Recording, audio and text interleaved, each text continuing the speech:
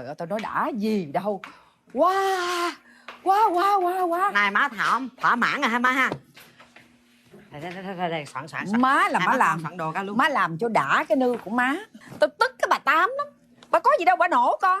Hở ra cái chứ, đồ của tôi là độc nhất vô nhị. Xin lỗi con, không có vụ đồ bà. Má đây nè, những đây nè, mày nhớ rõ ràng cái khăn này. Đó, cái khăn này nè.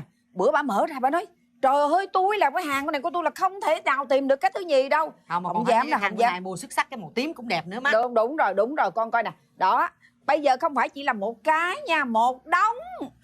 Mỗi ngày má diện một cái cho bà lén mắt bà chơi. Hơi đâu mà má thì cái má tức cái bà Tám má làm gì. Cái miệng bả xưa giờ vậy má cũng biết rồi. Trời ơi, bà nổ banh nhà lòng luôn. Bây giờ nha, bả mua cái gì má nói với con, chỉ cần má có cái mẫu thôi, con chụp hình con đăng lên mạng một cái, cỡ nào cũng có hết trơn, ta ship tới nhà cho má luôn. Má yên tâm, bả mua một má mua 10 cái cho bả sợ. Đó, con cứ thương má, con lo vậy cho má hãnh diện lắm luôn á. Má yên tâm đi, từ nay về sau hồi đó giờ tại má không tâm sự với con không biết chứ. Bây giờ con biết rồi hả, mấy cái vụ này á, để đó con làm hết cho má, con xử đẹp cho. Thấy bà Tám bà tiếc gì giờ má là lé mắt luôn. Má đúng con rồi, đúng rồi. Má vui là con vui rồi ba. Vui à? Bữa nay má vui lắm đó ba. Trời đất ơi, hai mẹ con bây giờ là thi nhau đi đua đồ, đua đạt với bà con hàng xóm phải không? Đua đồ là gì đâu ba. Ông quá đáng à. Sao cái vậy? này là đáng lẽ ông phải hãnh diện về tôi. Hãnh diện cái gì? Trời ơi. Tôi nè, vợ của chồng nè, biết sao không? Tức là mỗi ngày tôi đi ra ngoài tôi tập dưỡng sinh. Tôi đi hồi họp với hội người cao tuổi. Tôi quấn một cái khăn mới. Đó. Tôi vô tôi họp mỗi lần tôi phát biểu, mọi người đều nhìn tôi đó. Ủa sao nhớ hôm qua là bà Son mặc bà cái khăn khác mà. Sao bữa nay khác? Sao bữa nay khăn khác mà. Cái tập trung cho cái khăn, không biết nghe bà nói cái gì luôn hả? Cái nghệ thuật mà thu hút người nghe, nó Thu là hút một từ phần quần áo. vậy. Rồi cái ấn tượng cái nhìn ban đầu đó ba. Thôi trời bà. ơi, má đẹp thì ba phải hãnh diện chứ. Làm cái gì mà mua khăn hoàng quá trời quá đất vậy? Đẹp. Bộ nghề hoàng cái hả? Cái tím này là xuất sắc luôn á má. Hỏi ra má trắng. Nghe tôi hỏi đây. Hả? Bây giờ một đống khăn gì mà mỗi một ngày hoàng một cái hay là hoàng một lần nhiều cái vậy? Ông làm với tôi khùng vậy, hoàng lần nhiều cái. Mỗi ngày một cái. Trời ơi là trời, tôi nói nha, ba cái chuyện mà đua đồ đua đạt với hàng xóm bà con gì là không có ích lợi gì đâu nghe. Sao ông ích lợi? Tôi có đẹp ông cũng hãnh diện vậy. Thôi. Giờ ông đẹp mà. Để cho má nở mặt nở mày đi ba. Tôi mình nở cái gì mà nở? Trời đất ơi, nhiều khi thấy bà vậy tôi còn mắc cỡ thêm nè. Thôi tôi nói bà không nghe đâu phải không? Tôi phải nhờ chuyên gia chuyện gia đình vàng tư vấn cho bà cái chuyện này bà mới rõ. Xin mời chuyên gia. Quỳnh Hoa rất vui được gặp lại quý vị khán giả trong chương trình Chuyện Gia Đình Vàng phát sóng mỗi ngày lúc 12:50 trên kênh VTV9. Vâng thưa quý vị, câu chuyện của ngày hôm nay nó cũng không phải lạ, nhưng cũng không phải là nhiều lắm. Có nhiều chị em phụ nữ có một cái thói quen là lúc nào cũng muốn hơn thua người khác. Thấy bạn mình có một món đồ thì mình phải có giống như vậy hoặc thậm chí nhiều hơn. Đối với những người có điều kiện thì không sao, nhưng còn những người khó khăn thì có lẽ đây là một vấn đề hơi căng đúng không thưa cô?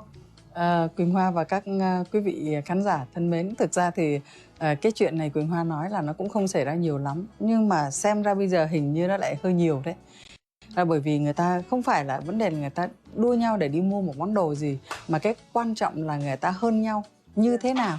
Cho nên ví dụ như là trang thiết bị trong gia đình, nhà người này có máy giặt thì chắc chắn là mình phải có cái máy giặt nó phải hơn cái nhà bên cạnh, cái hiệu nó phải đắt tiền hơn chẳng hạn. Hay là đấy, những cái trang phục hoặc là kể cả những cái phụ kiện của người phụ nữ, mà cái này thường thiên về phụ nữ nhiều hơn. Có lẽ Quỳnh Hoa lại thấy là chắc cô Mai lại đang nói xấu phụ nữ. Nhưng mà thực tế là như vậy. Vâng. Tại vì phụ nữ thì khác nam giới ở chỗ là có rất nhiều thứ lỉnh kỉnh. Nói chung là trang trí cho người thôi thì cũng có đủ mọi thứ, nào quần, nào áo, nào phụ kiện đi theo. Thế thì thấy người ta mua một cái ví xách tay, thế thì mình phải chắc chắn là mình mua thêm vài cái, hoặc là mình mua làm sao để đừng có đụng hàng. Nói theo tiếng của các bạn trẻ bây giờ, đừng có đụng hàng. Thế thì cái tâm lý này cũng dễ hiểu thôi. Ai cũng thích mình đẹp, mình được nổi hơn mọi người. Điều này cũng dễ thương, đúng không ạ? Nhưng nếu như chúng ta là những người phụ nữ đã có gia đình, thì đây nó lại là một vấn đề không phải chỉ là ý thích của cá nhân, mà đôi khi những cái việc chúng ta cố mà đua để mà có thể mua sắm đồ nhiều hơn người khác, hoặc là không đụng những cái mặt hàng mà người ta đã mua rồi, thì coi chừng cái quản lý tài chính của gia đình có vấn đề. Quỳnh Hoa cứ thấy rằng chúng ta mua một món đồ, chúng ta mua 2 món đồ thì cái quỹ tài chính trong gia đình nó sẽ bị thâm hụt, và lúc đó thì không phải là cái việc mua cái gì mà vấn đề giải quyết tài chính nó mới ra sao, nó mới là vấn đề. Và Hương nghĩ là đôi khi chúng ta phải biết kiềm chế bản thân lại, đừng có đi shopping nhiều quá, đừng có ngó nghiêng xung quanh nhiều quá, dòng thấy mọi người thế này là mình cảm thấy mình tại sao mình không được. Thì ra Quỳnh Hoa nói nghe thì dễ lắm, nhưng mà bản thân Quỳnh Hoa cũng phải thấy là có đôi khi mình cũng dễ bị yếu lòng lắm, phải không ạ? Đây là chưa nói là cái chuyện mà mình bị sa ngã bởi khi mà mình bước chân tới cái khu vực mua sắm, mà trong tâm tư mình lại đã có ý định là phải mua hơn người khác thì không thể nào không mua được. Cho nên cái vấn đề ở đây xem nó nhỏ mà nó lại hóa to. Nó hóa to ở cái chỗ là mình mua mỗi thứ một tí thôi, mỗi thứ một tí, cộng lại cái hóa đơn nó lớn lắm ạ. Và như vậy thì nó làm thâm thủng cái ngân sách gia đình, và đó mới chính là cái vấn đề đáng bàn. Cho nên chúng ta phải nhắc nhau một điều là mình là mình và người ta là người ta. Vậy thì không phải người ta có cái túi xách đó thì người ta sẽ đẹp hơn mình, có cái bộ quần áo đó người ta đẹp hơn mình, mà mình phải làm như thế nào để phù hợp với mình, và mình là mình và đẹp theo cách của mình. Và xin được cảm ơn cô Lý Thị Mai. Thưa quý vị, thời lượng chương trình của chúng tôi đã hết. Cảm ơn quý vị đã quan tâm theo dõi. Hy vọng rằng những chia sẻ của cô Lý Thị Mai sẽ rất hữu ích cho chị em phụ nữ. Quý vị có thể tiếp tục liên lạc với chương trình của chúng tôi qua địa chỉ email chuyengiadinhvàng@gmail.com hoặc gửi thư về 658 Lê Hồng Phong, phường 10, quận 10, thành phố Hồ Chí Minh. Xin chào và hẹn gặp lại quý vị trong chương trình ngày mai. Đó, thấy chưa? Ông kỳ lắm nha, tôi để ý ông kỳ lắm nha. Lúc này có cái gì mà ông cãi không lợi tôi, ông nói chờ tôi hỏi chuyên gia đi. Tự nhiên cái gì cũng nói chờ tôi hỏi chuyên gia là sao? Chứ sao, ai biểu bà không nghe lời tôi? Ba đã hỏi chuyên gia rồi, má con mình thua đi má. Thua cái gì?